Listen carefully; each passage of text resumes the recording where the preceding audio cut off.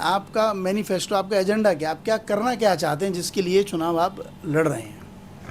मेरा सबसे पहले तो यहाँ की सफाई व्यवस्था, जो हमारी टॉयलेट्स हैं, जो हमारी लिफ्ट है, उस पर ध्यान केंद्रित करना है। सेकंड समस्या है हमारे यंगस्टर्स की है, उनके पास स्टिंग प्लेस नहीं है, उनके पास स्टाइपेंड नहीं है, उनको अच्छे सीनियर्स नहीं मिल पाते। इंटरव्यू के लिए तो मैंने देखा लिफ्ट खराब पड़ी है। जी बहुत देर से वहाँ भीड़ लगी हुई है, लोग लिफ्ट नहीं आ रही है, कैसा है? मैं बताता हूँ, जी आप इस पे काम करना। जी सामने नाला है, जी नाला है खुला, उसको क्लोज करवाएं जी। और उस पे बहुमंजिला पार्किंग। गलत करूँगा ना, गलत होने दूंगा। और अगर चुनाव चुनाव हमारे देश ही नहीं दुनिया में एक ऐसी प्रक्रिया है जो किसी भी संस्था, देश, राज्य में अपना मुखिया और एक कार्य प्रणाली को चुना जाता है। जैसे कि पीछे लोकसभा चुनाव हुए, आपने देखा होगा। उस लोकसभा चुनाव के जरिए हमने अपने प्रधानमंत्री चुना, देश की सरकार चुनी। पीछे राज्यों में चुनाव हुए, दिल्ली के चुनाव हुए, दिल्ली में आम आदमी पार्टी की सरकार गई, जनता ने उनको नकारा और बीजेपी को चुना।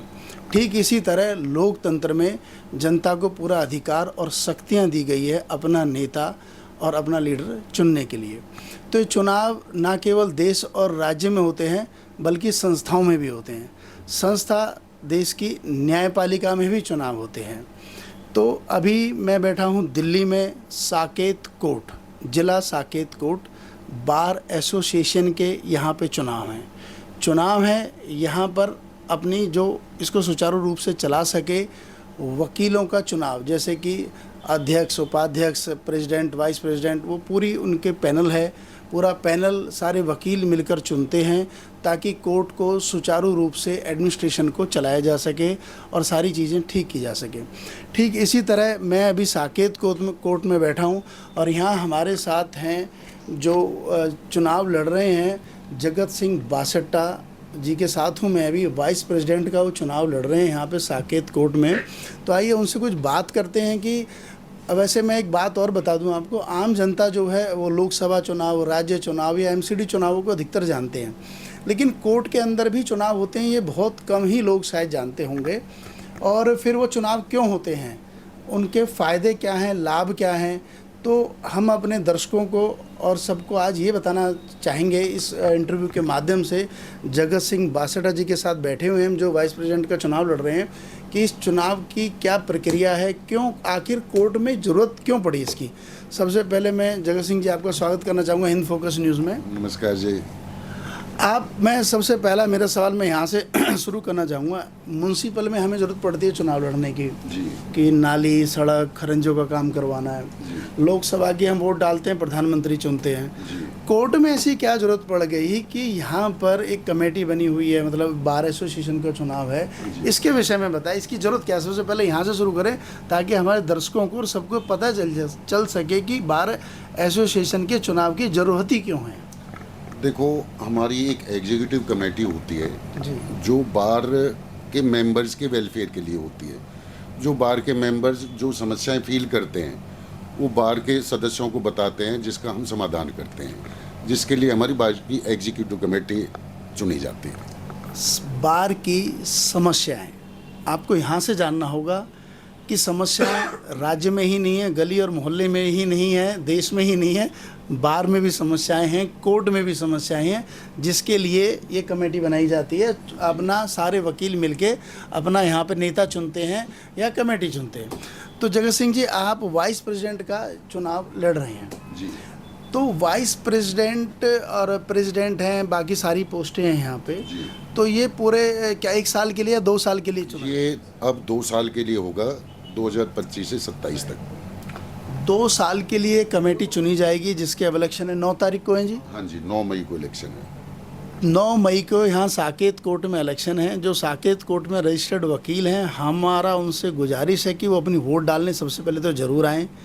और अब आप ये बताइए कि आपका मैनिफेस्टो क्या है? आप अगर वाइस प्रेसिडेंट चुन के आते हैं जी। तो आप क्या करेंगे? आपका मैनिफेस्टो, आपका एजेंडा क्या, आप क्या करना क्या चाहते हैं जिसके लिए चुनाव आप लड़ रहे हैं? मेरा सबसे पहले तो यहाँ की सफाई व्यवस्था, जो हमारी टॉयलेट्स हैं, जो हमारी लिफ्ट है, उन पे ध्यान केंद्रित करना है।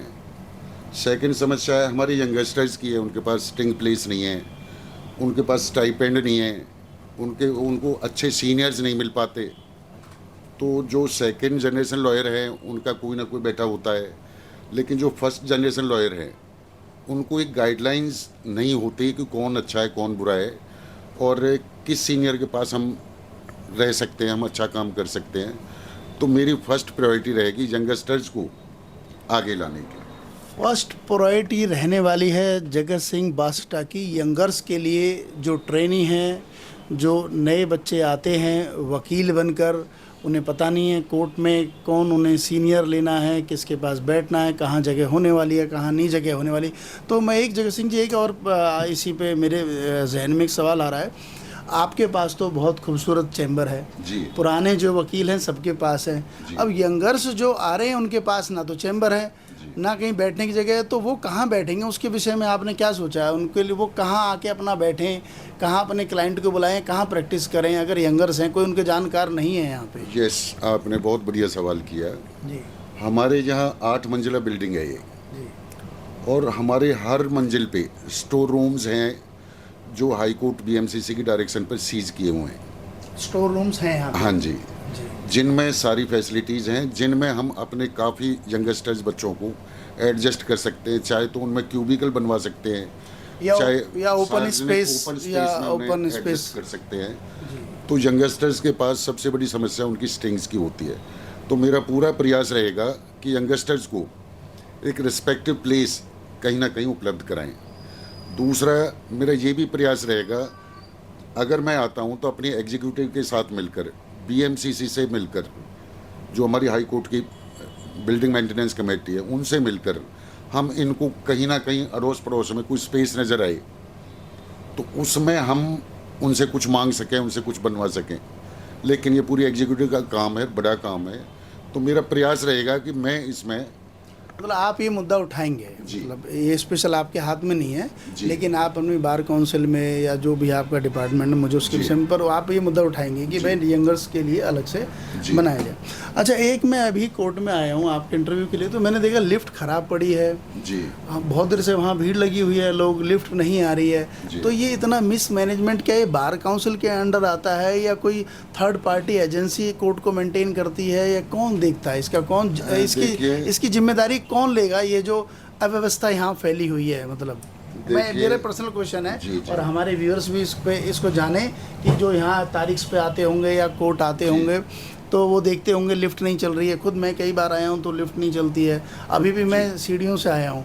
तो इसकी कौन जिम्मेदारी लेगा? कौन इसका मेंटेनेंस कौन करता है? इसके विषय में बताएं। अगर बार काउंसिल करती है तो आपके क्या कदम होंगे इस विषय पे? देखिए, ये हमारी जो बिल्डिंग है ये पीडब्ल्यूडी के अंडर में है, जिसका हर महीने हम 1100 रुपये मेंटेनेंस चार्ज देते हैं अलग से, जिसके लिए अलग से हमारा डीजे का ऑफिस है और वो सारा संभालता है। लेकिन जो मेंटेनेंस है वो पीडब्ल्यूडी के ही अंडर में है। हमारे एग्जीक्यूटिव वालों की थोड़ी ढील की वजह से हम पिछले 6 महीने से लिफ्ट की समस्या से जूझ रहे हैं, जो कई बार लिफ्ट में खराबी भी आई है। और आज भी हम इतनी बड़ी समस्या फेस कर रहे हैं लिफ्ट की वजह से, जैसे 8वीं मंजिल पे जाना है तो पैदल नहीं जा सकता। बिल्कुल, बहुत हाई हो जाएगा। हमारी 2 लिफ्ट बन के तैयार हुई हैं 6 महीने में, अभी भी 2 लिफ्ट पे काम चल रहा है, लेकिन उस गति से नहीं चल रहा है जिस गति से चलना चाहिए था। तो अल्टीमेटली चाहे आपने किसको मेंटेनेंस देते, किस डिपार्टमेंट पे? CPWD किसको बताया आपने? PWD अगर इसको मेंटेन कर रही है बिल्डिंग को, तो अल्टीमेटली बार काउंसिल तो उसको टेक केयर करता होगा या उसको कोऑर्डिनेट करता होगा कहीं ना कहीं, मैं समझता हूँ। देखो, हमारी एक बिल्डिंग मेंटेनेंस कमेटी होती है जिसमें हमारे डीजे साहब होते हैं, एडमिनिस्ट्रेटिव सिविल जज होता है और हाई कोर्ट के जजेस होते हैं। पूरी कमेटी होती है जो हम अपनी समस्याएं देते हैं और उसका वो निदान करते हैं। लेकिन उस तरह से हमारा मेंटेनेंस नहीं हो पा रहा जिस तरह से हम मेंटेनेंस पे कर रहे हैं। उस पर भी मेरा फोकस होगा और मैं जोर दे के इस चीज़ को सामने लाऊंगा। बिल्कुल, कि जैसा मेंटेनेंस हर चैम्बर से जा रहा है 1100 रुपये महीना, प्लस गवर्नमेंट की ये बिल्डिंग है, PWD इसको मेंटेन कर रही है, लेकिन रिजल्ट सामने नहीं। आए दिन लिफ्ट ख़राब रहती है, आप टॉयलेट में जाएंगे तो वहाँ भी गंदगी मिलेगी, बाहर इधर उधर सब जगह गंदगी मिलती है। तो जगत सिंह जी इस विषय पे काम करने वाले हैं, जैसा कि अपने मैनिफेस्टो में बता रहे। एक और मेरा मेन सवाल रहने वाला है अभी, मैं कई बार आया हूँ तो यहाँ लोग बाहर बड़ी पार्किंग की प्रॉब्लम होती है, जो तारीख पे आ रहे हैं या जो और लोग जो सामान्य जिनको कोर्ट में 50 तो रोज़ यहाँ लाखों लोग मूवमेंट करते हैं। अब जो वकील साहब हैं, जो यहाँ कोर्ट के वकील हैं, जो जजेस हैं, उनके लिए तो नो एंट्री है, मतलब सॉरी खुली एंट्री है, अपना कोर्ट में आइए, उनके लिए अलग गेट बने हुए हैं, अलग पासेस बने हुए हैं। लेकिन जो आम इंसान कोर्ट आ रहा है वो अपनी गाड़ी बाइक कहाँ खड़ी करे? बाहर खड़ी करते हैं तो ट्रैफिक वाले उसको टो करके ले जाते हैं। अगर वो मॉल में जाते हैं तो वहाँ 100 200 रुपये पार्किंग देनी पड़ती है, बहुत महंगी पार्किंग है, प्लस वो दूर बहुत है। तो इसके विषय में कोर्ट या आपकी बार काउंसलिंग ने आज तक पहले वालियों ने क्यों नहीं काम किया, या आप इस पर कुछ करना चाहेंगे, या इसका क्या, इस समस्या का क्या निदान है? ये पब्लिक की तरफ से मेरा सवाल है। हमारी पीछे की साइड में पहले फैमिली कोर्ट थी, पीछे। हाँ जी, वहाँ हमारे पास काफ़ी स्पेस है, जिसको हम आज भी पार्किंग में यूज़ कर रहे हैं, और वहाँ काफ़ी गाड़ियाँ खड़ी होती हैं, पब्लिक पार्किंग के लिए। पब्लिक पार्किंग है एक तरह से। अच्छा। और मेरी कोशिश होगी कि हम इस तरह की स्पेस और अड़ोस पड़ोस में ढूंढें, जिसको हम पार्किंग में डेवलप करा सकें, जो हमारे क्लाइंट्स हैं उनकी भी समस्या दूर हो। मेरे पास स्पेस है, मैं बताता हूँ जी, आप इस पे काम करना। सामने नाला है जी, नाला है खुला, और खुले नाला है बीमारियों का और बदबू का भंडार। जी, आप उसको क्लोज करवाएं जी, और उस पे बहुमंजिला पार्किंग बनाएं। पार्किंग। ये आपका अनिल जी, आपका ये अच्छा सजेशन आप है। आप ये मैं अपने एजेंडे में रखूंगा इसे। ये कोर्ट के जज सामने हैं। बिल्कुल। आप यहाँ के जो लोकल MLA हैं, MP हैं, या जो श्रीमती गुप्ता जो अभी नई हमारी CM बनी है, आप अपने पैनल बनने के बाद में आप उनके पास ये याचिका अपनी लेके जाएं।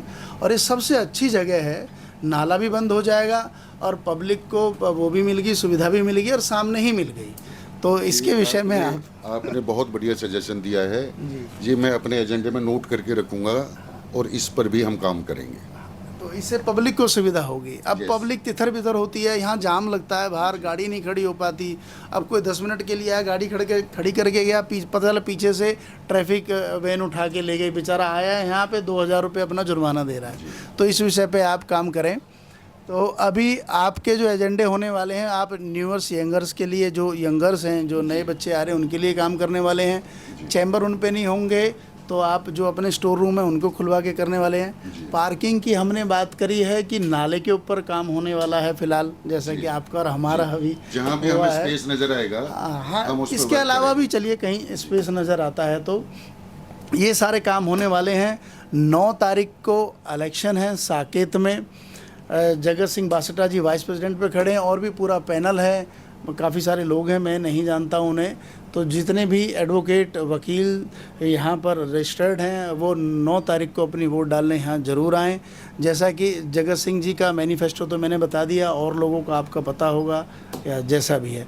धन्यवाद। एक लास्ट मैसेज, आप यहाँ के वकील साहब हैं, जितने भी वकील हैं, आप इलेक्शन में खड़े हैं एज ए कैंडिडेट, आप अपना कोई महत्वपूर्ण कोई संदेश, कोई मैसेज देना चाहते हो तो हमारे चैनल के माध्यम से आप दे सकते हैं। जी साथियों, मैं 30 साल से यहाँ वकालत में हूँ। पहले पटियाला हाउस थे और अब 2010 से यहाँ साकेत कोर्ट में है।